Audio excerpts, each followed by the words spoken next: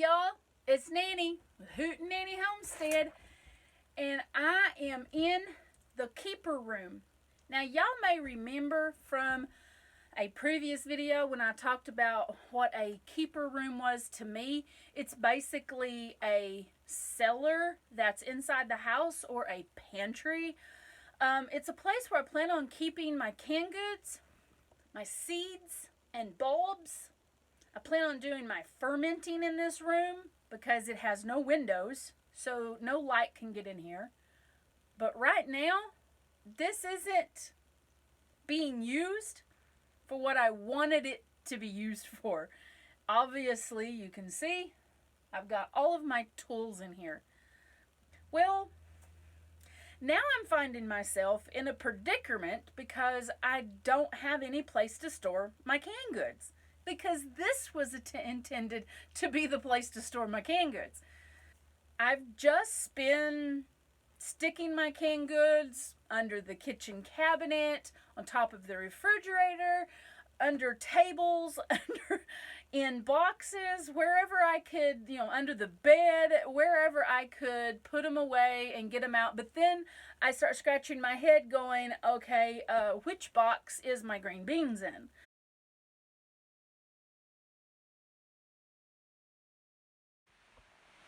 So when we got Ellie Mae and Dash, we were living in Rogers at his mother's residence, helping with her. And we went ahead and built a doghouse on that property in the backyard there.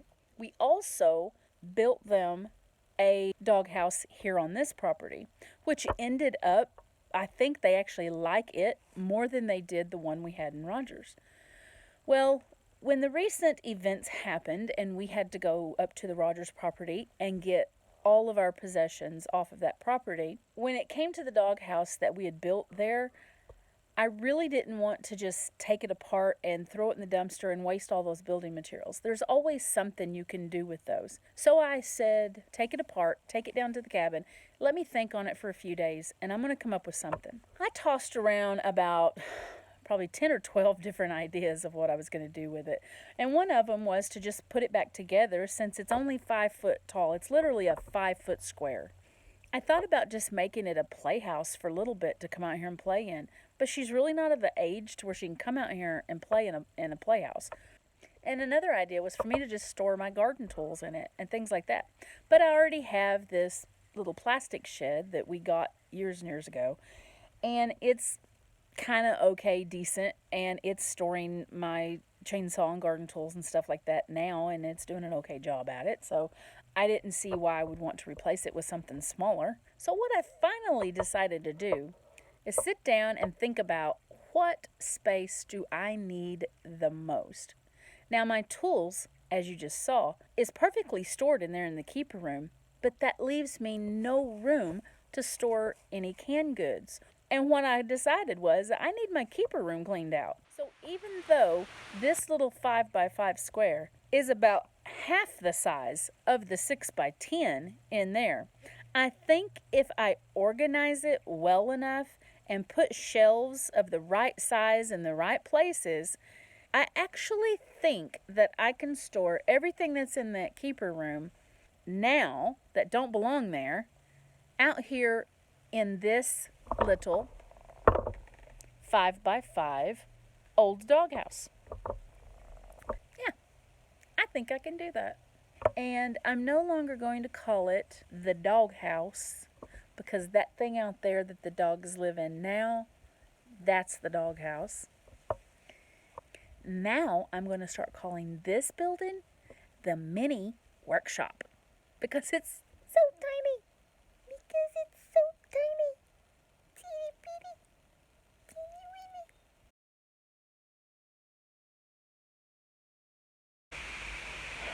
So what I got here is that 5 by 5 floor frame, and I'm going to set it about right there where it's at. I'm going to take these blocks here, and I'm going to lift that frame up, put those blocks under the corners and the edges, and then commence of trying to level this sucker. Now, something else we got was a propane tank. I forgot to mention that.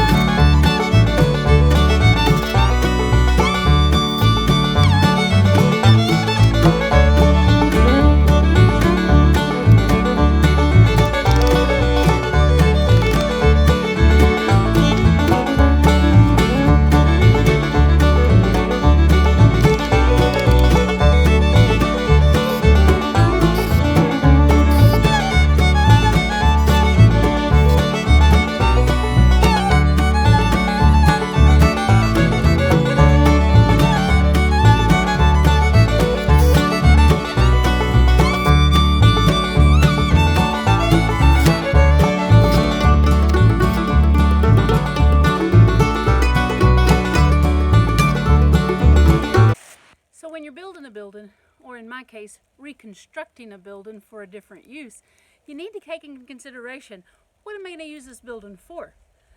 And what's the largest item I'm going to need to fit through the door?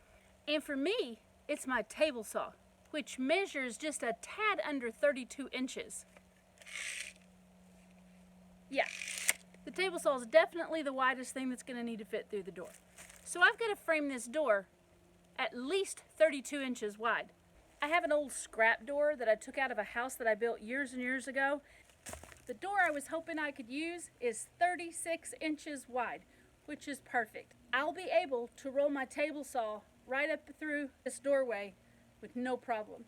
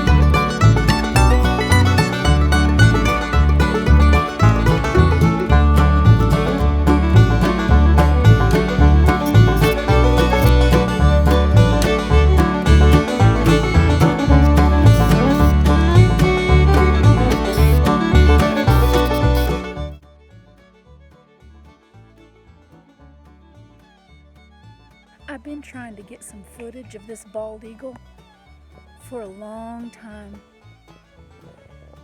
And he's up there just showing off for us right now.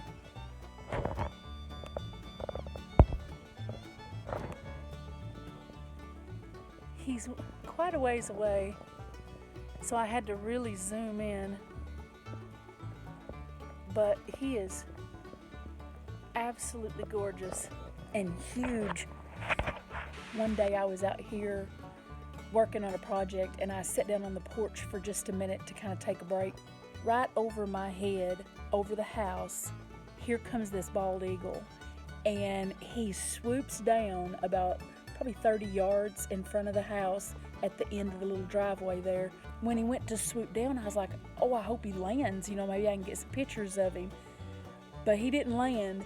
He swooped down and went right back up, and when he did, he had a big, huge snake. But that was something that you sit around and you go, what just happened? Did I really just see that? It was so amazing. I just wanted to share that with you guys. That's my bald eagle. He's around here. He hangs around here. He must have a nest or something around here. I keep saying he. It's probably a she. But he's gorgeous. Absolutely gorgeous. So here's what Hoot and I got done over the weekend while he was here to help me. He helped me put this top plate on this 8-foot wall right here. And then he helped me put that 2-foot section that I built on top of this wall here, and that made that a 7-foot wall, so that there is an angle from my 8-foot wall to my 7-foot wall, so that the water will run off of the roof when I put it on. Now, you'll notice that we put some of the old siding pieces that we had from the doghouse, and it covered the wall from this top of the 5-foot section down. And those are the pieces that were down here. And by extending the walls higher, it's left a portion uncovered. Now, the reason why I didn't put the old siding right back down here where it did go in the first place, and then put my new siding up here on this top pieces, the reason why I put that up there is because here's the joint between the bottom wall, the existing wall, and the little 2-foot pieces that we added on top to extend the walls on up to 7-8 feet. So I didn't want my siding to also have a crack right there. And if I would have put those pieces down here where they were at, it would have also put a crack in the siding right there. So by raising the siding up and having it cover from the top down to wherever it comes, and then putting new siding down here, it makes the joint right there between those little short wall and the other wall stronger at that point. I also framed in this little section here for this window. We just happened to have a piece of scrap siding that had a hole in it right there, and it fit pretty good in that spot.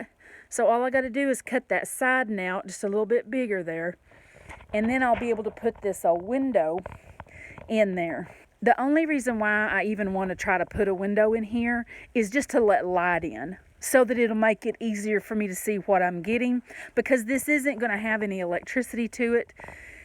So without opening the door or some light coming through the window, I wouldn't really have any lighting in here.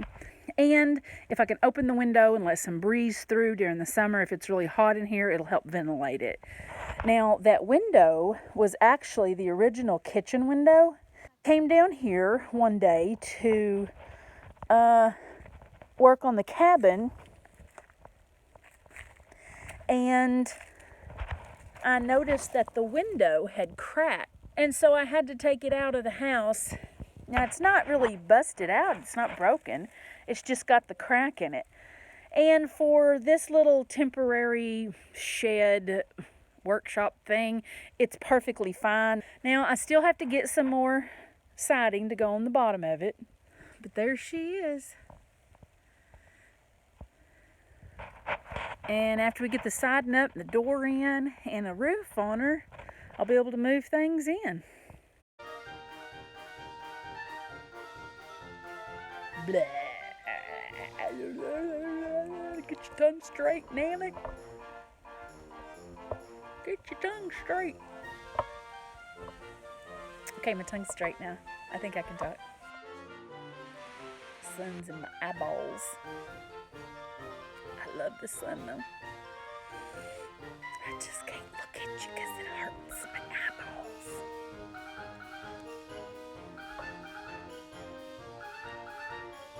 Ouch. All that brush. Nasty brush. If y'all just really want to volunteer and just come up here and start clearing brush, feel more than welcome to do so. Because if you just really want to use a DR chipper shredder, I have one. I have one in my shed.